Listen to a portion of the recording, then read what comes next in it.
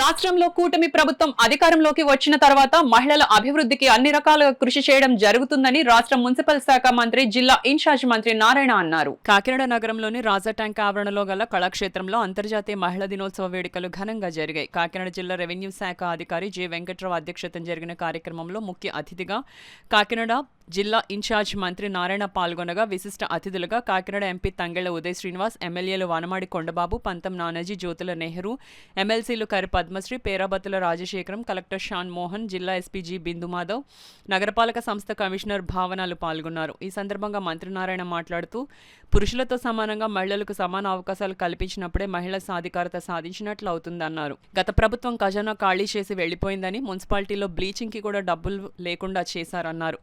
అధికారంలోకి వచ్చిన తర్వాత ఒక్కొక్క హామీని అమలు చేస్తున్నామన్నారు. ఏడాదికి 3 ఉచిత సిలిండర్లను పంపిణీ చేస్తున్నామన్నారు.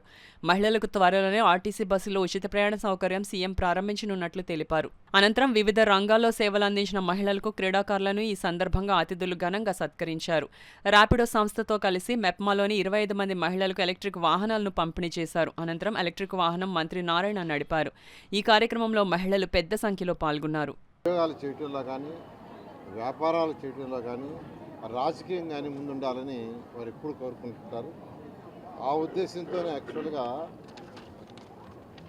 తెలుగుదేశం ప్రభుత్వం ఎన్టీ రామారావు నుంచి గతంలో చంద్రబాబు నాయుడు గారు ముఖ్యమంత్రిగా ఉన్నప్పుడు కానీ మీకు అందరికీ తెలిసిందే, ఆస్తులు హక్కు కలిగించింది ఆడబిడ్డలకి తెలుగుదేశం పార్టీ. అంతకుముందు తల్లిదండ్రుల ఆస్తి ఓన్లీ కుమారులకే ఉండేది, కానీ సమాన హక్కు కల్పించింది తెలుగుదేశం పార్టీ. అలా ఆడబిడ్డల్ని ఆదుకుంటుండేది తెలుగుదేశం పార్టీ. అదేవిధంగా లోకల్ బాడీస్లో రిజర్వేషన్స్ తీసుకొచ్చారు. ఈరోజు ఎంతోమంది కౌన్సిలర్స్, చైర్పర్సన్స్, మేయర్లు, సర్పంచ్లు ఉండాలంటే కారణం ఏంటంటే తెలుగుదేశం పార్టీ. అదేవిధంగా విద్యా వ్యవస్థలో రిజర్వేషన్స్ తెలుగుదేశం పార్టీ తీసుకొచ్చింది. అందుకని ఈరోజు ఎక్కడ మెడికల్ కళాశాలలో తీసుకున్నా మెడికల్ కళాశాలలో బాయ్స్ కంటే గర్ల్స్ ఎక్కువ మంది ఉన్నారు. ఈరోజు బాయ్స్ కంటే గర్ల్స్ ఎక్కువ మంది ఉండే కారణం ఏంటంటే ఆ రిజర్వేషన్ ఇవ్వబట్టే, ఇలాంటివి ఉండేది కాదు. అదేవిధంగా మీ అందరికీ తెలియాల్సిన విషయం, 2014-19లో తెలుగుదేశం ప్రభుత్వం ఉన్నప్పుడు ఈ మహిళలు, డ్వాక్రా మహిళలు కానీ మెఫ్ మహిళలు కానీ కేవలం చిన్న పనులు చేయటం కాదు, అంటే బొమ్మలు తయారు చేయటం, చీరల్ని నేయటం, లేదా ఏదైనా ఫుడ్ తయారు చేయటం, ఇలాంటివి కాదు, వాళ్ళని కూడా వ్యాపారస్తులు చేయాలని ఈ రాష్ట్రంలో ఇచ్చిన వాళ్ళకి ఇచ్చారు బాధ్యత. ముఖ్యమంత్రి గారు డ్వాక్రా మెఫ్మా మహిళలకి ఇసుక రీచ్లు ఇచ్చేశారు. దాంట్లో వచ్చే ఆదాయం 25% వాళ్ళకని ఇవ్వటం జరిగింది. కొంతకాలం చేశారు. అయితే కొన్ని కారణాల వల్ల అది సరిగా చేయలేక దాన్ని ఆపటం జరిగింది.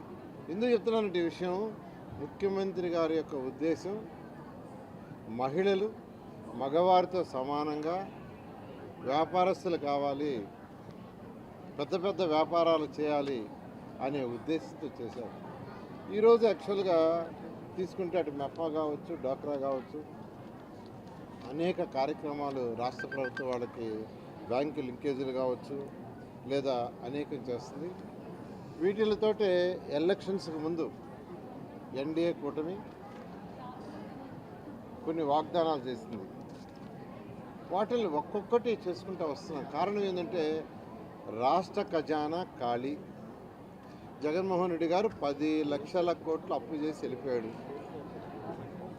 అసలు కేంద్ర ప్రభుత్వం ఇచ్చిన డబ్బులు కూడా ఆ డిపార్ట్మెంట్కి వాళ్ళ. నా శాఖ తీసుకుంటే ఏషియన్ ఇన్ఫ్రాస్ట్రక్చర్ ఇన్వెస్టర్ బ్యాంకులో 2019 ఫిబ్రవరిలో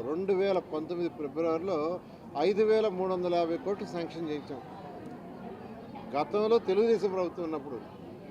అది ఎందుకు శాంక్షన్ చేయించామంటే ఈ రాష్ట్రంలో అన్ని మున్సిపాలిటీస్లో ప్రతి ఒక్కరికి తాగటానికి స్వచ్ఛమైన నీరు 135 లీటర్లు ఇవ్వాలనే ఉద్దేశంతో.